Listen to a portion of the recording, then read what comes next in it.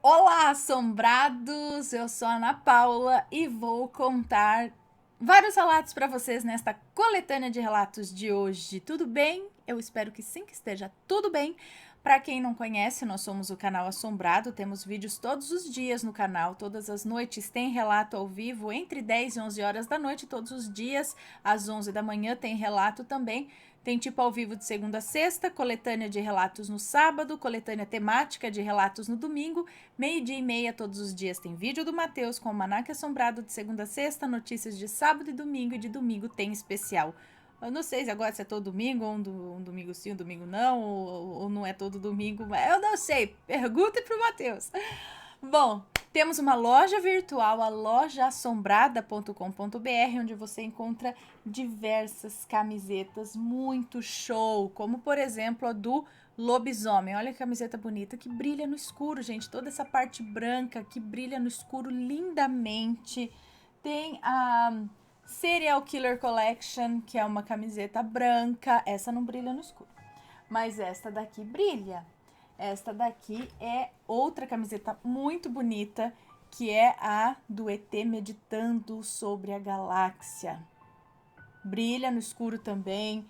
Tem esta daqui, que é clássica aqui da loja, que ela tá assim por causa do chroma key, tá? Mas ela é verde ou branca, depende da remessa, mas ela brilha inteirinha no escuro. Esse ET aqui, ETzão.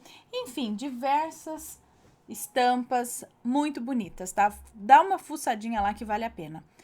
E não se esqueça, é claro, de deixar o seu like neste vídeo. Beleza? Bora para os relatos de hoje, então. E o primeiro relato de hoje é este daqui: A Mulher Flutuante e o Velho Poço. Meu Deus, uma mulher flutuando em um poço é receita para coisas sobrenaturais, para susto, né? Vá para lá, não pode parecer isso aqui não. Não, só ver se tá tudo certinho, gente, que eu fico com medo de falar. A musiquinha tá aqui, baixinha, vai tá aqui. Vamos lá. É uma moça que nos conta, ela tem 31 anos e é do interior de São Paulo. Conta a minha tia-avó materna, Florzinha, que por volta dos anos 60, após os seus pais venderem o sítio em que a família residia, eles adquiriram um vasto terreno na cidade, que consequentemente seria dividido entre os filhos do casal para que cada um construísse sua casa e todos morassem próximos. No terreno havia somente um casarão de madeira abandonado, onde havia morado os antigos donos, e próximo a este, um velho poço já desativado. Um dos irmãos de Florzinha, dentre os homens, o mais velho e que já era casado, foi o primeiro a construir sua residência ali e a perceber coisas estranhas na propriedade. Ele contava que durante as madrugadas era possível ouvir barulhos vindos do casarão, como choros, lamentos e passos, e que era possível ouvir nitidamente a roldana do poço soltando rapidamente o balde para apanhar água, ainda que o velho poço já estivesse desativado e fechado com concreto. Nada era encontrado fora do lugar quando ele verificava, mas até então não passavam de barulhos durante a noite. Certa noite, Florzinha, que a essa altura também já morava ali com os pais e em outra casa recém-construída, precisou usar o banheiro que ficava do lado de fora da casa, quando ouviu o barulho característico do poço. Assustada, voltou sua atenção e viu algo que a fez paralisar de medo. Vindo em sua direção estava uma mulher, muito magra, com uma espécie de camisola branca e longa, cabelos ralos e desgrenhados, e com as duas mãos segurava uma vela na frente do corpo. A claridade da vela permitia a visão da figura sinistra em meio à escuridão. Minha tia-avó, que por natureza já é medrosa, não conseguia gritar, nem se mover, tamanho pavor. Podia apenas acompanhar com os olhos. A mulher veio lentamente, passando à sua frente de cabeça baixada, e com a proximidade, Florzinha pôde observar que ela não tinha pés. Ela flutuava lentamente com a vela nas mãos. Eu nem ia precisar ir no banheiro nessas alturas. Eu já tinha feito o que precisava ali mesmo. A tia-avó Florzinha ficou com tanto medo que ela não saiu do lugar. Só pôde olhar a mulher flutuante se afastando. E assim que conseguiu finalmente se mover, correu para casa e contou aos pais, que acreditaram nela. Após o ocorrido, encomendaram-lhe missas, como era de costume em famílias católicas. Entretanto, sempre que o velho poço fazia barulhos de madrugada, como que anunciando, a figura fantasmagórica flutuante podia ser vista por algumas pessoas, outras só escutavam o barulho. Até que uma vizinha lhes contou que anos atrás, naquele casarão, uma jovem ficou isolada por ter contraído tuberculose e acabou falecendo sozinha lá dentro. Na época, essa doença era muito temida e com mais casos fatais do que atualmente. Algumas pessoas já tinham relatado essa mesma aparição antes e diziam se tratar do fantasma da moça. Depois de ouvirem a história, decidiram desmanchar o casarão. Outras casas foram construídas e ninguém mais ouviu nem a mulher e nem o poço. Eu, hein, gente? Coitada, né? Olha, morreu sozinha ali. Ficou presa ali de alguma forma. Próximo relato. Onde coloco a divisa? É uma moça que nos conta. Certa vez na escola, indaguei meus colegas de classe sobre histórias assombradas, tipo eu, assim. Eis que um deles relatou algo que se passou com seu avô João.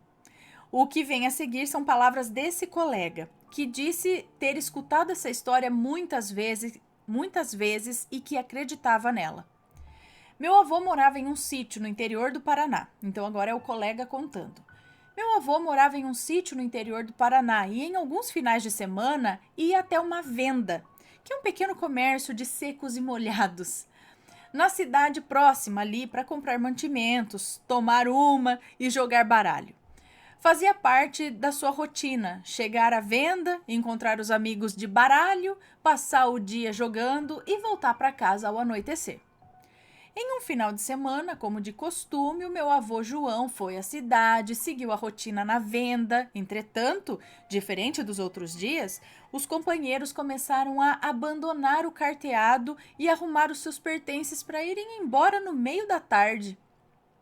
Confuso, meu avô questionou por que de tal atitude e recebeu a resposta de um deles, dizendo assim: Vixe, João, você não ficou sabendo dos 2 fazendeiros que morreram? Das 2 fazendas aqui perto?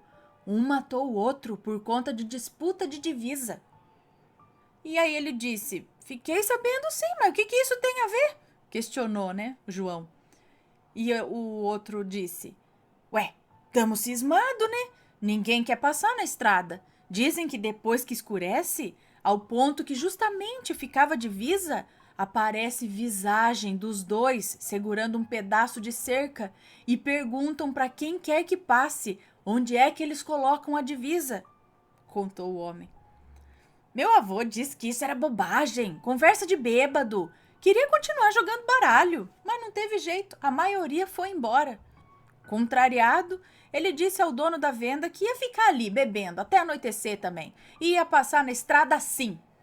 Não acreditava nessa conversa besta de assombração. E assim o fez. Ao anoitecer, juntou suas coisas, pegou seu cavalo e partiu. Quando se aproximava da parte temida da estrada, percebeu uma luminosidade. Imaginou que alguém estava vindo segurando um lampião e ainda riu ao pensar que só os amigos cagões ali tinham acreditado nessa história. As outras pessoas transitavam normalmente por ali. Porém, o seu cavalo começou a ficar inquieto e arredio.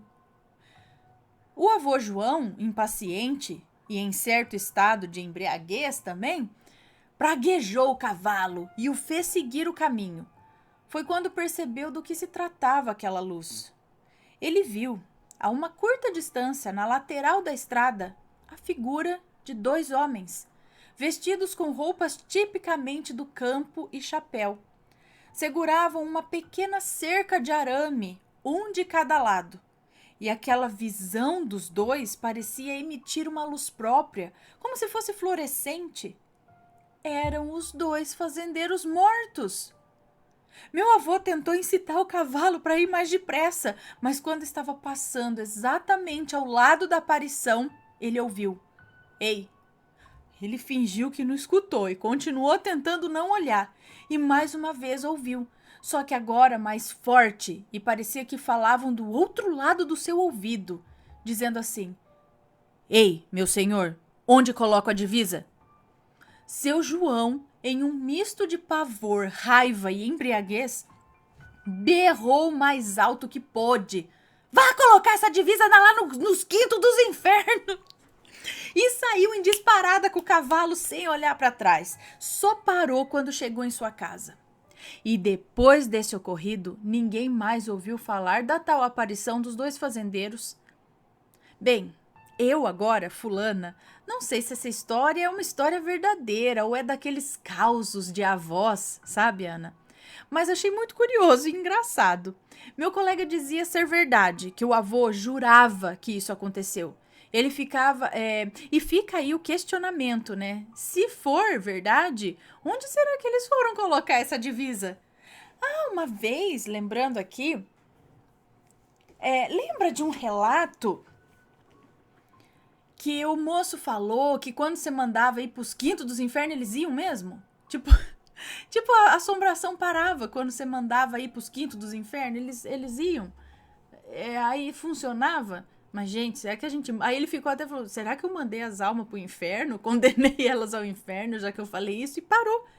Ou você tem que. Eu não sei, mas tem. Se vocês lembram aí comigo, teve uns relatos lá atrás que quando você fala assim, firme com o espírito, ele para, ele some. Eu não sei o que é isso, gente. Não sei. Próximo relato: Dona Amália. É uma moça que nos conta também. Os nomes sempre todos trocados, ok, pessoal? Quando criança, lá pelos 3 anos até os meus 5 anos de idade, eu tinha como vizinhos um casal de idosos, seu Fernando e Dona Amália. Os dois moravam em um casebre quase em frente à minha casa. Não sei dizer o porquê, mas eu era muito ligada aos dois. Se deixassem, eu passava o dia inteiro com eles, seguindo-os pelo quintal, tentando ajudar com os serviços da casa, tipo dar comida para as galinhas, colocar água nas plantas, etc. Fui crescendo e parando de incomodá-los, mas os cumprimentava quando passavam por mim. Os anos seguiram e seu Fernando morreu. Eu já era adolescente nessa época. A família do casal não quis deixar a Dona Amália sozinha. Então a levaram embora para outro bairro e a casa onde ela viveu foi vendida. Anos depois foi demolida e deu lugar a uma outra residência, mais moderna e maior. Os anos passaram e nunca mais tive notícias dessa senhorinha. Vez ou outra minha irmã mais velha encontrava com a neta dela, de quem fora amiga na adolescência, e recebíamos notícias distantes, como ela tá bem e tal. Mas um tempo se passou e eu já estava com os meus 20 anos. Fazia faculdade e namorava com o rapaz que hoje é meu esposo, o William. Nós estudávamos na mesma universidade no período noturno. O campus não era longe da minha casa, mas ele fazia questão de me levar até lá. Porque o caminho entre a faculdade e onde eu morava havia um parque, e atravessá-lo à noite era perigoso. Todos os dias ele me deixava no portão e voltava correndo para a casa dele, para não chegar muito tarde também. Teve uma noite que ele inventou de ficar comigo em casa. Eu não liguei e o chamei para sentar na escada de um comércio vizinho. Ficar comigo em casa. Eu não liguei e o chamei para sentar na escada de um comércio vizinho. Esse prédio ficava bem em frente à casa que foi construída no terreno do seu Fernando e da Dona Amália. Estávamos sentados, vendo o movimento dos carros na avenida, falando coisas aleatórias sobre o nosso dia. De repente, o William ficou congelado, me olhando com uma cara estranha. Eu olhei para trás, achando que tinha alguém atrás de mim, mas não tinha ninguém. Aí eu perguntei o que tinha acontecido. Aí ele riu sem graça, pedindo para eu parar de brincadeira. E o diálogo foi mais ou menos assim. Eu disse: tá doido? Que brincadeira? Eu não fiz nada. E ele falou: deixa eu ver sua mão. Passa ela rápido entre a gente. Então eu fiz um movimento com a mão próximo do rosto dele, como ele me pediu. E ele falou, eita, o que foi aquilo? Acho que eu vou embora. E já foi levantando assim, todo tremendo. Eu insisti para que ele contasse o que ele viu. E ele me solta que tinha visto uma mão enrugada e bem magra, tipo mão de gente velha, com veias saltadas, passando bem entre os nossos rostos. Tipo quando queremos chamar a atenção de duas pessoas e passamos a mão entre elas, como se dissesse, ei, seu lerdo, sabe? Ele insistiu que iria para casa, porque ele se sentiu mal, meio esquisito. Nos despedimos e eu entrei em casa. Fui rindo contar o ocorrido para os meus pais e os vi colocando roupas de sair. Eu estranhei, pois já estava tarde. Comecei a relatar o que aconteceu, quando minha mãe se arrepia toda e diz: eu acho que é melhor você vir com a gente. A filha da dona Amália acabou de ligar. Ela faleceu e, pelo visto, quer que você vá se despedir. Olha, eu nem preciso dizer que eu fui, né? Ela estava bem idosa, quase com 100 anos. Ficou dias internada, estava muito magra e abatida. As mãos com veias estufadas e toda marcada de agulha, tadinha.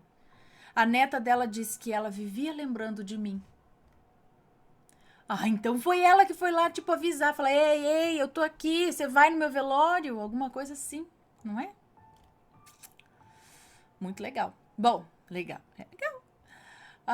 Próximo relato, a bofetada. É uma moça também que nos conta. Conta a minha prima Lena que por volta dos seus 15 anos se deitou para dormir em seu quarto em uma noite e passando por aquela fase do sono, aquela fase inicial de sonolência, sentiu uma bofetada forte no rosto que a fez despertar na hora. Cara, deu um tapa na cara. Imediatamente ela se sentou na cama e começou a gritar por seus pais, pois verificava o quarto e não tinha ninguém ali que pudesse ter dado um tapa na cara dela, né? Contou-lhes então o que tinha acontecido. No entanto, eles disseram que devia ser um pesadelo. Foi quando ela mostrou seu rosto, ainda dolorido, e estava lá realmente uma marca vermelha de mão espalmada. Era nítido. O pai de Lena, incrédulo, revistou a casa toda, pois devia se tratar de uma pessoa. Porém, não havia mais ninguém além dos 3 residentes da casa, o pai, a mãe e a filha. E tudo estava em perfeita ordem. Ela passou a dormir com os pais por um bom tempo depois disso. Lena disse que nada incomum ocorria na casa, mas que alguns dias antes teve um desentendimento com uma vizinha. E corriam boatos que essa vizinha lidava com magia e feitiços. Seria esse um caso de maledite? Ou que a vizinha faz viagem astral e só resolveu dar uma passadinha lá e dar uma lapada na cara. Porque só isso que aconteceu? Vai saber. Não sei, é possível isso, gente? A gente faz viagem astral e fala assim, agora me vingo, meto-lhe um tapa na cara. E aí você toma um tapão na cara de uma pessoa viva, mas que tá ali no astral? É possível? Pode isso, Arnaldo? Vamos para o próximo. Deixa eu ver. Isso daí é o penúltimo relato de hoje, tá? Deixa eu só ver se tá tudo certo aqui, gente. Beleza, acho que tá certo. Rodando muito bem. Ele as acompanhou até depois de morto. É uma moça que nos conta. As minhas tias, Rosa e Margarida, em suas mocidades, frequentavam as missas noturnas de domingo e, ao término das mesmas, aproveitavam para passear pela praça da igreja matriz da cidade e paquerar os moçoilos. Ai, gente, eu também fazia isso. Como moram afastadas do centro da cidade, onde ficava a igreja, minha avó sempre pedia ao vizinho e amigo da família, o jovem Honório, que se pudesse as acompanhasse até em casa. Honório era um jovem muito prestativo e, como sempre estava na praça com os amigos, as escoltava até em casa de bom grado. Até que certa manhã chegou a triste notícia. Honório estava em um bar e se envolveu em uma discussão para defender um dos amigos. O outro sujeito estava armado, e o que era para ser uma briga estúpida de bar acabou por ceifar a vida do jovem. Meus familiares ficaram muito abalados, pois Honório era um jovem muito querido por todos.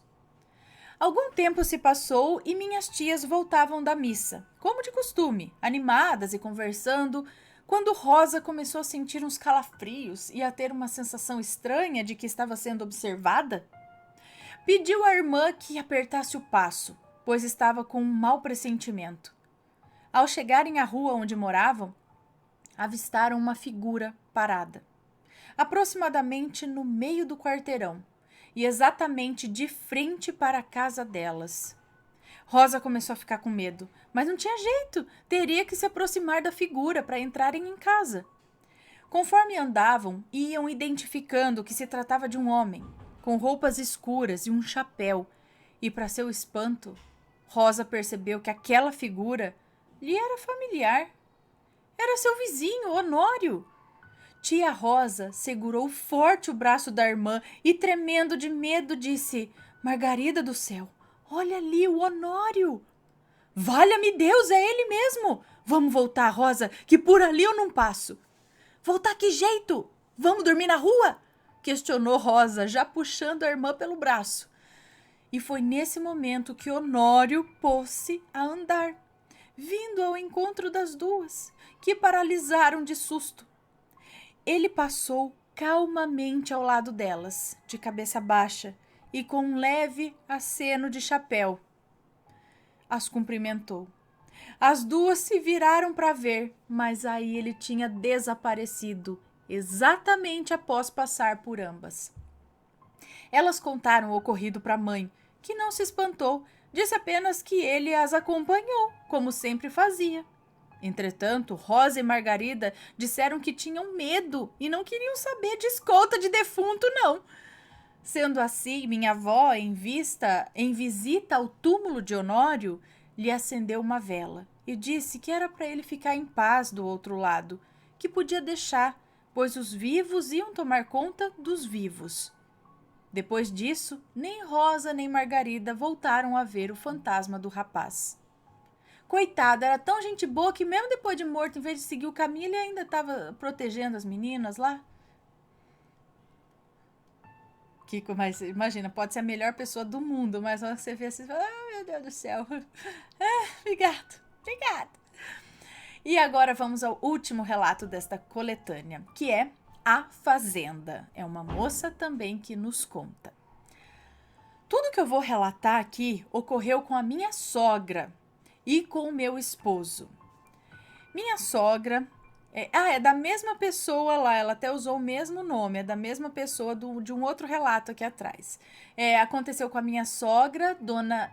os nomes estão trocados, né? Tá. Aconteceu com a minha sogra, dona Genoveva, e com meu esposo William. A minha sogra queria morar na roça. Há 30 anos e lá vai pedrada, ela juntou dinheiro e comprou um sítio. O lugar é bonito, sei que no passado era até mais bonito, e fica onde antigamente era uma fazenda enorme. Quando o dono da fazenda morreu, os filhos lotearam a propriedade e venderam os sítios. A parte da dona Genoveva era a melhor, tinha o pomar, que fica em frente ao lote da casa grande, e tem uma senzala no subsolo, dá para ver até os troncos. E é cheio de pés de caqui, caju, jabuticaba. Logo quando ela se mudou, ela começou a se sentir observada. Um belo dia viu um senhor andando pelo quintal. Ela se assustou quando notou que o homem sumia no meio das árvores. Toda hora era isso. Via o homem olhando para ela com cara de bravo. Tentava ir atrás dele e ele sumia. Ela ficou cansada desse pega-pega com o fantasma e foi atrás de uma benzedeira. Essa senhora ficou lá com ela e o homem apareceu. A benzedeira foi conversar com ele, com o fantasma. Dona Genoveva ficou de longe, só observando os dois. E o fantasma respondia e olhava feio para minha sogra. Gente, como assim? Após a prosa, coisa comum, você vai lá e conversa com o fantasma.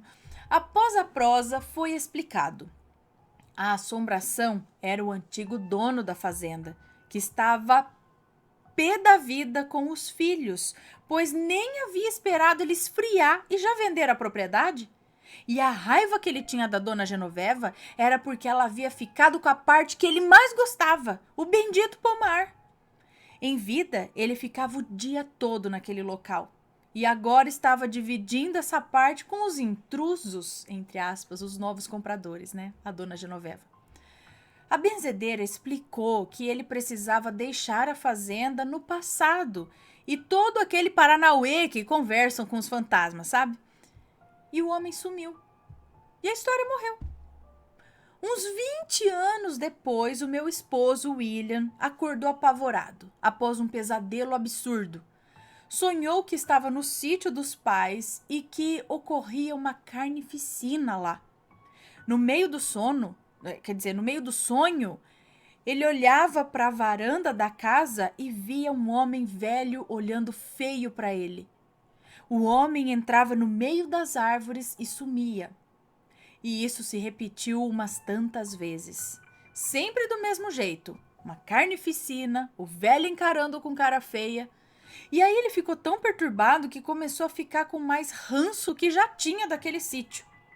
E depois de mais uma noite sonhando com aquilo, contou para os seus pais sobre o acontecido. E sua mãe, Dona Genoveva, perguntou-lhe como era o homem do sonho. E ele explicou detalhadamente. E era a mesma pessoa que aparecia no sítio e encarava a Dona Genoveva. Agora a pergunta que não quer calar. O que esse velho quer da vida? Digo, da morte? Será que tem raiva porque o William não gosta do sítio tal qual seus filhos não gostavam? Por que ele não vai azucrinar os moradores das outras partes do que um dia já foi a fazenda? Né? Por que só fica ali na mãe da Dona Genoveva e no William? Não vai, porque talvez era ali que ele gostava. Era ali que o negócio pega pra ela. Do resto ele não ligava muito, mas ali ele gosta. Que ele quer ficar. Mas a benzedeira não conversou, ele sumiu? Só se ele sumiu, mas não deu muito certo, não, né? Acho que ele sumiu, mas ele tá ainda rancoroso. Ele ainda. Ixi, aí acho que tem que doutrinar o espírito, assim que fala. Talvez eles teriam que ir em algum lugar, não sei, um centro espírita, e o espírito dar uma conversada com o espírito de novo, né? Falar, então, meu senhor, let it go, let it go. Let it be, né? Porque. Não, filho, larga o osso, já passou, né? A gente comprou aqui e agora. Mas sabe o que é, gente? Então, ele sonhou com carnificina. O que será mais que aconteceu nesse lugar? Como ela disse, tem senzala, tem tronco, então teve muito sofrimento. Teve sofrimento e isso fica, de certa forma, ali. Talvez até por isso o William não gosta muito, né? O esposo dela não gosta muito do sítio, porque talvez, de certa forma, ele inconscientemente ele sente que não é legal. Talvez por conta dessas energias. E vá saber esse fazendeiro aí que fez, por que tá ali, não sei. Bom, pessoal, esse foi o relato, na verdade, a coletânea de hoje, né, com esses relatos. Espero que tenham gostado. Um beijão pra vocês e a gente se vê logo mais, ok? Beijos e fui!